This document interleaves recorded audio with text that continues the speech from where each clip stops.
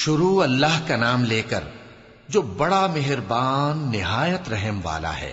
فجر کی قسم اور 10 راتوں کی اور جفت اور طاق کی اور رات کی جب رخصت ہونے لگے، اور بے شک یہ چیزیں عقل مندوں کے نزدیک قسم کھانے کے لائق ہیں، اس بات پر کہ کافروں کو ضرور عذاب ہوگا۔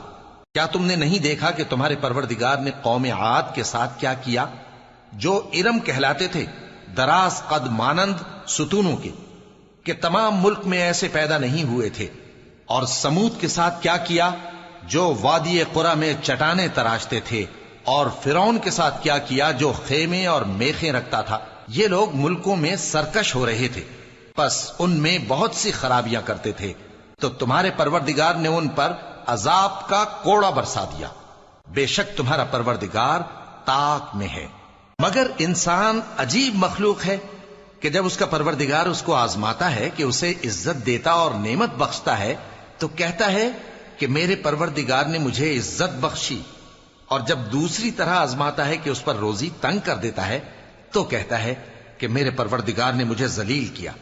یوں نہیں، بلکہ تم لوگ یتیم کی خاطر نہیں کرتے، اور نہ مسکین کو کھانا کھلانے کی ترغیب دیتے ہو، اور میراث کے مال کو سمیٹ کر کھا جاتے ہو، اور مال کو بہت ہی عزیز رکھتے ہو۔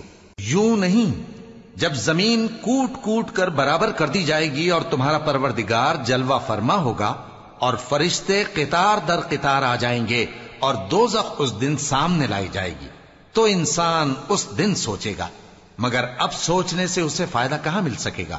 کہے گا کاش میں نے اپنی اس زندگی کے لیے کچھ آگے بھیجا ہوتا، تو اس دن نہ کوئی اللہ کے عذاب کی طرح کا عذاب دے گا اور نہ کوئی اس کے جکڑنے کی طرح جکڑے گا۔